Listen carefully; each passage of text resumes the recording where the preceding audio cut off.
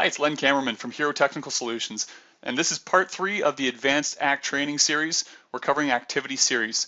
This time I've recorded a live webinar and it's unedited, so it might be a little bumpier than some of the other two videos, but I did want to include it as the third part of the Advanced ACT training in order to give you some ideas on how to use activity series. So we're going to jump straight into it.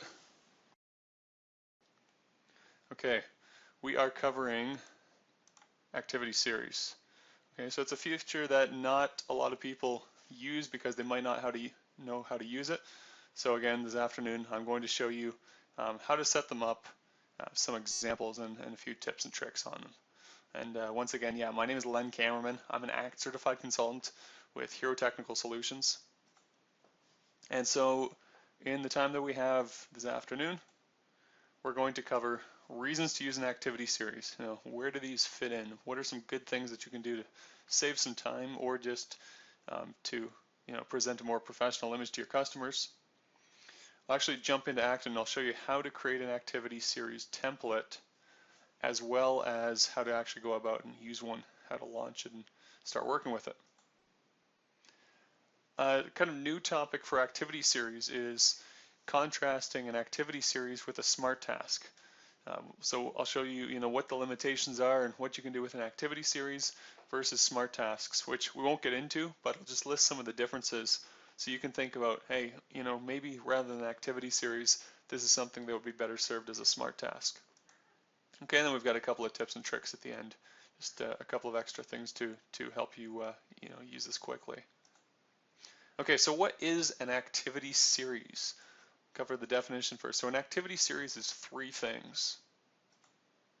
It's a set of activities scheduled with the same contact or contacts, and it's anchored around one date. Okay, what that means is all the activities that are together, they are all relative to a particular date. So if I have three activities, one might be today, one might be 2 weeks later, and another one might be 3 weeks later. If I create that activity series 3 days from now, they shift accordingly, so everything shifts 3 days over. So you tell it what date to base it on, and each of your activities are relevant to that date, which will make more sense when we actually go and set one up. Okay, so reasons that you might use an activity series. There are lots of them. Here are 6. Okay, a new customer welcome. You might decide that whenever a new customer comes on board, you're going to send them a welcome letter and then follow up with a phone call after 30 days and maybe 6 months in. Okay, so the activity series won't actually do that for you. What it will help you to do though is to remind yourself to take care of those things, because those are the kind of things that slip through the cracks when you start to get busy. Okay, so that way you can have those all scheduled on the list. When the time comes around, you get the reminder to do it. Okay, completing a sale. So you've worked with the prospect for months, you've pitched your proposal to them, they've signed off on it. Okay, now what? Well, maybe there is some other paperwork you need to get them to sign. You need to follow up to make sure you get the payment, and then you need to go ahead and place the order for the product. Okay, so those kind of steps, rather than scheduling them individually in ACT, you can have them all in one go with an activity series. Okay, if you're a mortgage advisor or someone who deals with a lot of paperwork, there may be multiple forms and steps and things to check off. An activity series is, again, great for helping you schedule all those reminders and follow-ups without having to do them individually. You create the template once, and when you have a new applicant, you run the activity series and it schedules them all for you. You see kind of a theme on these. They're things that we might like to schedule as individual activities. An activity series simply schedules them all at once using a template. Okay, following up on a lead, same thing. You met with someone, you want a couple of follow-up calls scheduled, send them a letter, so you create an activity series for it. If you do trade shows, maybe there's a certain set of activities that you need to do every time after a trade show. Okay, one might be import the list of leads into your ACT database. Another one might be follow up by phone or schedule phone calls with everyone. Another one might be to provide feedback to the event holder, or whatever the things are that you might be doing after a trade show that you need to check off and make sure they're done. You could create an activity series for that. If you only do, the odd trade show, that's not something that's going to save you time. It'll actually take longer. But if you have, okay, we've got lots of trade shows. Here's what we do after each one. It's a good thing to use it for. Okay, and the last example I've listed is a non-recurring routine activity. You're probably saying, what the heck is that, Len? So that's any activity that you need to do repeatedly, but not necessarily in the same amount of time. So if you have a meeting that happens once a month on a Wednesday, you schedule a recurring activity for it. If you have something that happens every Tuesday morning, a task, you schedule a recurring activity. But if you need to check in, for example, with a customer and you need to check in 30 days after, 60 days after, and then 6 months after, well, an activity series could help you do that. You can't schedule a recurring activity with that kind of pattern, but it might be something to do with an activity series. Okay, so I'm going to go ahead and we're going to jump into Act and actually go ahead and create a template. All right, so I'm going to switch over to Act here.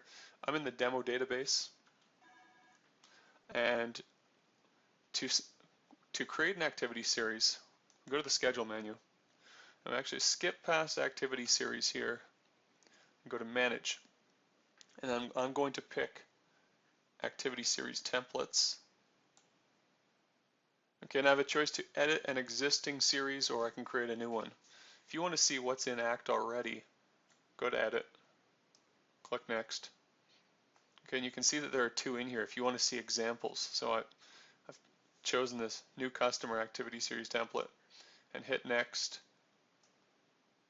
Hit Next again, and here are the actual steps. Okay, so I'm going to back up, create a new one to show you how to do these steps.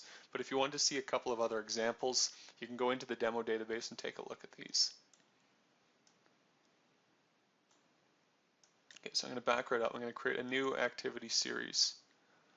Okay, and yeah, this is going to be for a new customer follow-up is the one that I'm going to create, one of the examples I mentioned. Okay, so we hit Next, give this thing a name, New Customer Engagement. Steps to welcome a new customer and ensure they are getting what they need. Okay, so I'm going to make this one public. If I make it private, it's only accessible to me. If I make it public, that means that anyone can use it. Okay, so now I need to create the steps. So what I want to do here is think about the steps that I'm going to create. So I want to send a welcome letter or email to the customer. I want to do that right away, so that would be something that happens the same day.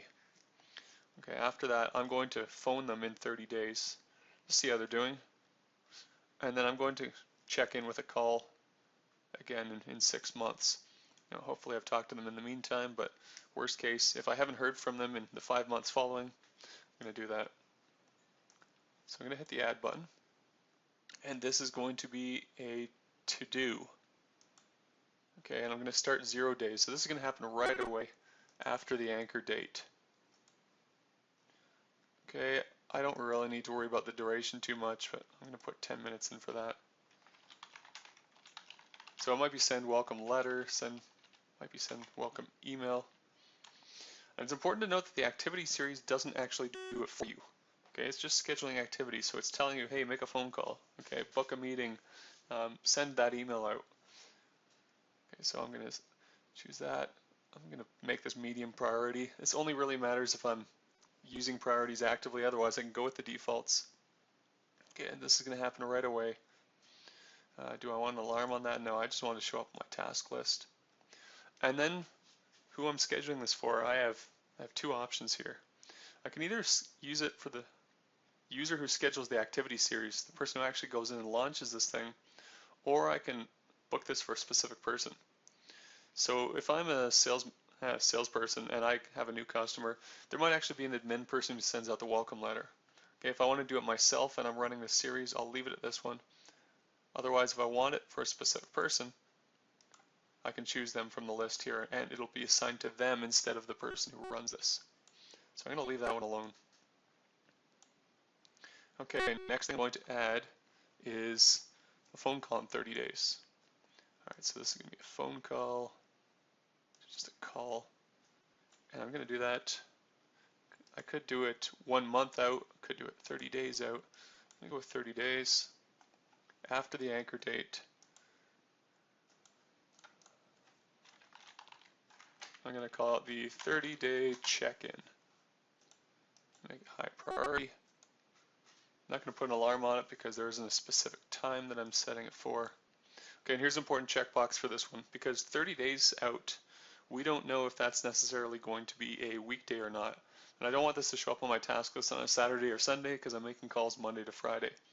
So what this checkbox will do is if this activity would fall on a weekend, it's going to bump it over to the next work day. So it's going to be on a Monday. All right, this one, I'm going to schedule this for me again. Click OK. And then the last one, I'm going to schedule one more call. That's going to be 6 months in,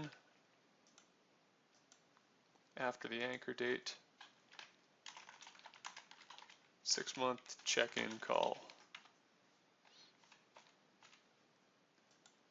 No alarm, same deal. Okay, good. Okay, so now I've got this one. I'm going to hit next, and then I can schedule it right away if I want to, or I can leave this for later. So I'm going to pick no, schedule later. Okay, and here's how we go about and use it now. So we look up the contact we want to run this against. So I'll go to my contacts. I'm going to go to the contact list view, and I'm just going to pick somebody at random here. All right, so okay, so I've chosen the contact. Then from the schedule menu, this time I go for activity series, and I choose which one I want to run. Okay, new customer engagement. The series anchor date is going to default to today. Okay, and it's going to remind me what those activities involve. And usually you're going to run this for a single contact. You can add this to multiple contacts, but I'm just going to leave it with the one. I'm just going to schedule these in here. So I'm going to hit schedule, and then if I go to the activities tab, looks like there was one activity in here already that I didn't put in. It's an old one, but then you can see send welcome letter. Okay, and then a month after that, we've got the 30-day check-in, and then the 6-month check-in call after that. Okay, so that's how we go about running one of these. All right, so now I'm going to flip back and talk about activity series versus smart tasks. Okay, so this helps us to automate some things, but I want to list off some of the differences so that when you need to automate something, you can figure out, okay, is an activity series going to cut it, or should I go to a smart task? Okay, I like the activity series because they're simple. They're easy to set up. There isn't much to break on them. They're pretty foolproof. But there are some differences and some reasons you might want to go with the smart task. So let's go through what an activity series does first. Okay, so all activities are scheduled at once. Okay, that means if you have 5 steps, all 5 activities appear on the calendar at the same time. Now, if you're scheduling steps for other people, this could cause a problem if they have to be completed in a certain order. Okay, if you had an activity series to dig a tree, and you have 3 people doing the 3 steps, you have the first one's digging a hole, the second one is putting the tree in the hole, and the third one is filling the hole in, and you assign those to different people. Well, the person putting the tree in the hole has got to wait till the hole's actually dug. If you're scheduling your activities all at once, they all end up on the calendar, and you need to make sure that they get done in the right order. Okay, otherwise the guy fills in the hole before the tree gets in, or the guy's plopping trees on top of the ground. I think you get what I mean by that, in that if they're not all scheduled for the same person, that person might be able to manage in what order to do them.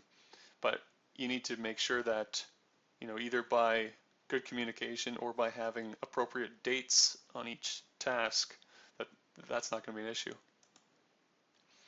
Okay, an activities series will only schedule the activity. No actual work gets done for you.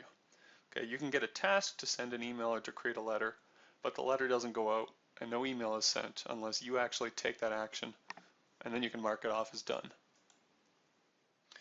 They are launched either on a field change or launched manually. Okay, so most of the time you're going to run these manually. but you can have it so that if you change a particular field, it will launch an activity series. Okay, so we'll take a look at that, and it's a little bit of a shortcoming there. And the shortcoming is that the field change trigger is dumb. Okay, what I mean by that is that it's not smart. If you change the type of contact, using the ID status field, that's how most people categorize their contacts. If you change the ID status field, you can set the trigger to run on that, but you can't tell it only run when you change it to customer. Okay, it's not smart enough. It just knows, okay, when this field value changes, run the activity series. So for that reason, it's not ideal for that. Okay, with a smart task, the activity is scheduled when the previous steps are completed. So if you have 5 activities that make up the steps in a smart task, it won't actually create the next activity and put it on the calendar of the task list until the previous one gets done.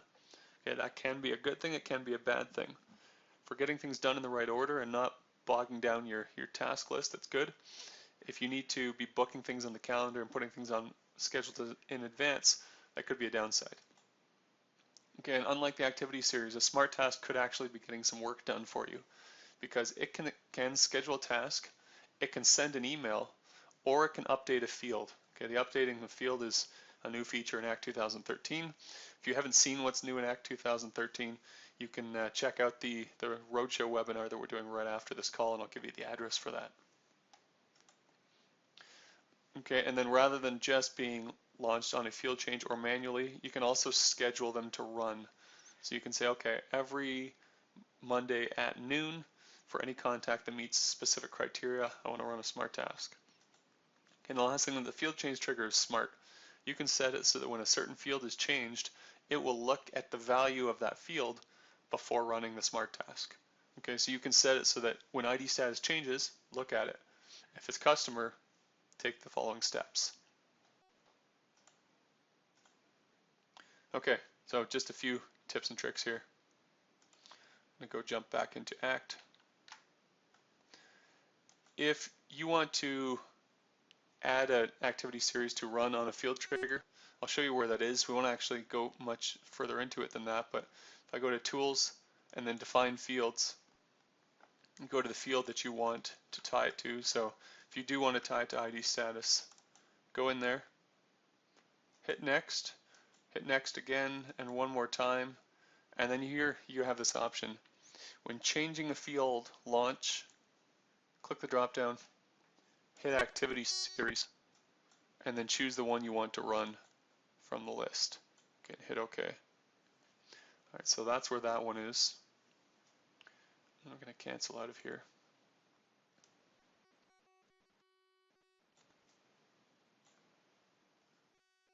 Okay, then I'm going to go back into manage the smart tasks and manage the activity series and mention a couple other things there. So I want to edit an existing one. Let's go change the one we just did. Okay, now I can pick which task I want to edit. Okay, so there were 2 things I want to mention when you're doing the scheduling here. If, for example, you want to schedule way far out, like you have a 5-year policy with someone and you want to follow up with them a month before the 5 years is up, okay, you can do that. So I just want to explain the limits for these are that you can't put anything further than 999 in here. That's as far as out as you can get. So if you put in 1,000, puts it back to 999. Okay, so you can do just about anything you need to.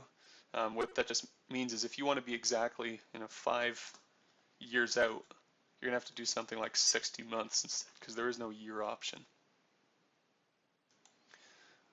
Okay, and then the other bit that I wanted to mention is everything we've done so far has been after an anchor date. And I find that's the setting that's usually used, but you could also set this up to be before an anchor date. Okay, so if there is an event coming in the future and the activities you need to complete are relevant to that, so maybe the anchor date is someone's, they've got a closing date for their mortgage, and you need something done 30 days before that, well, you could set the activity to be 30 days before the anchor date, and when you run this, your anchor date instead of today would just be that actual closing date. So you can schedule the activities to be before or after that. Most of the time, we're going to use the after the anchor date, and the anchor date's today, but that's certainly something you could use as well. Just wanted to mention that that's there.